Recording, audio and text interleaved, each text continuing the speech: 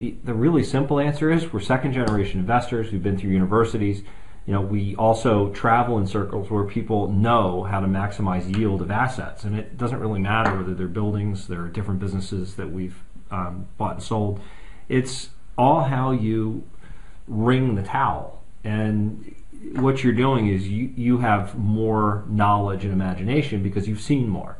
The other thing is I also connect myself with people who know, people who do things. So, when I found this building, I was calling my friends in real estate. I was calling my mentors in real estate, saying, what would you do with this property? Yep. And when you listen to people who are experienced, who have a track record of success, they'll say, oh yeah, in that kind of a building, these are the different uses that would work. And this isn't. We could have made this into rental apartments.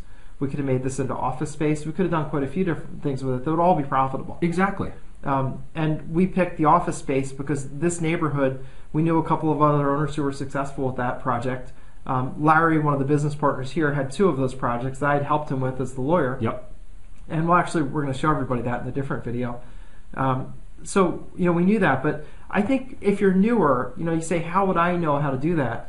What you have to do is learn from people who know and align yourself with mentors who know.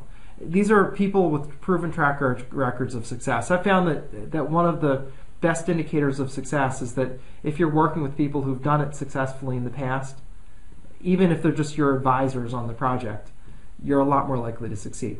I agree. With those track records. Well, I still remember you and I looked. You ran one past me, which was an old bank, if I remember correctly, or it was a Federal Reserve building. Yes. That had all kinds of vaults downstairs, and it's now turned into a real high-end restaurant. Gorgeous. And I remember looking at that deal and saying, these numbers make no sense. Yeah, it didn't make sense at all. I just looked at the numbers, and when we ground them up, I was like, I can't imagine how you could generate enough cash flow off of a business, nightclub, anything to offset your renovation costs in your buildings. And actually, I was talking to Jeremy, and I went through one of his, same thing, where you really have to be careful on which deals you make and don't make.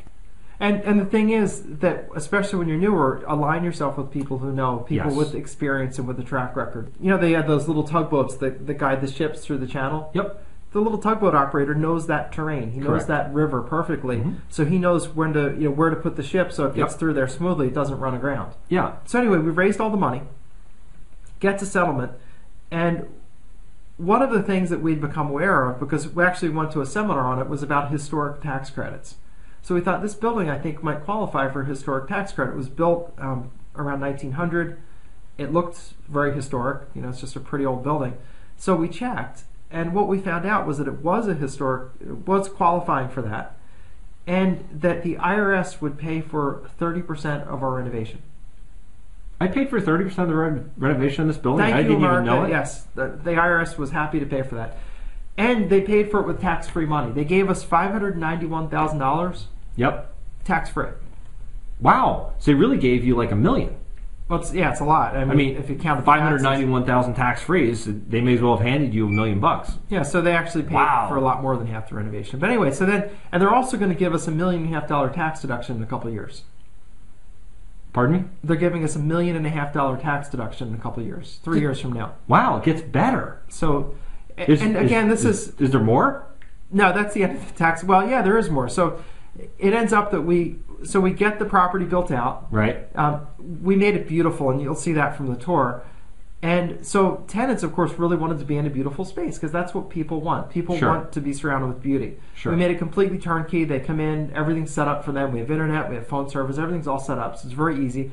And there are lots of people right now that are setting out on their own in business that want a nice office. Maybe it's just a single office with a nice conference room to meet in and all the services set up. So we filled it just really in 4 months. We filled all the offices, all 20 offices, and so we got it filled up.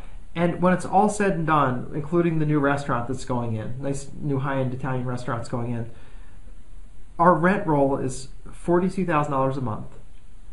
Our expenses, including the mortgage, are about $30,000 a month. So we're really looking at $12,000 a month in positive cash flow, just meaning cash profit each and every month. Great. And the best thing is that now that the bank has seen that the whole building is full, the bank has said, hey, we're willing to lend you more money than that because now we know you guys are successful. Even doing this now during this difficult lending time, We wanted to meet with our banker. So we know you guys have done a great job with that project. We're willing to give you 70% loan to value on that property. Well, the property's worth about $6.2 million. So what we're going to do is borrow $4.2 million on the property. We're going to pay off all of our lenders, all investors, and put some money in our pocket. And after it's all said and done, our cash flow is $12,000 a month. Positive cash flow, meaning profit in your pocket. Wow. So you can build really a reserve. You can utilize that cash flow in your other businesses to acquire more real estate. You have a really great. Some people, not me, but some people would say I could retire on that if I had $12,000 a month coming in each and every month without doing anything. I mean, other than collecting rents, you have to deposit the rent checks each month. Right. As long as you can do that, that's a lot of money. It's what, $144,000 a year, I think? Yes, that's exactly correct. So $144,000 a year, that's just one building, and don't forget, it adjusts for inflation because these are offices. So normally in the leases, you have CPI clauses. 3% a year. Exactly. So you can you can index them for inflation. And are they triple nets?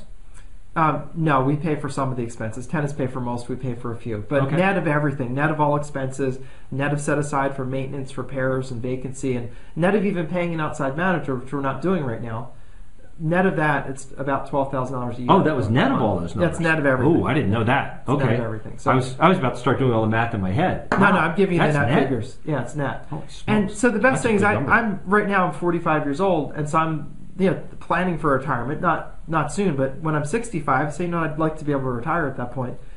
And so we're timing it so that it'll be a 20-year mortgage.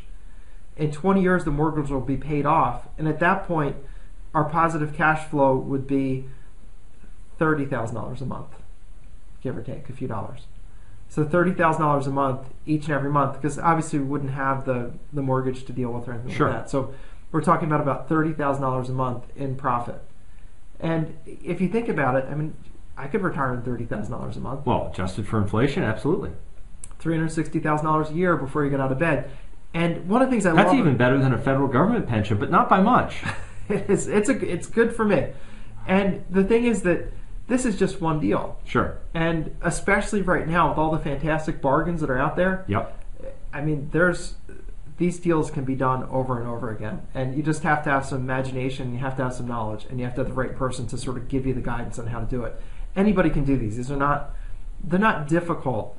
They take some guidance, some imagination, and someone saying, I'm going to go do this because I want to set my financial future.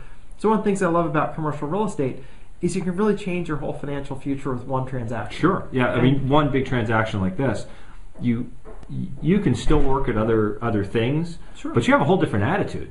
I mean, you're not desperate and breathless anymore. You've got confidence. You can go into these things with a lot more. You can be a lot pickier. You don't have to stretch for deals when you have cash flow like this coming in. So that's a really good thing.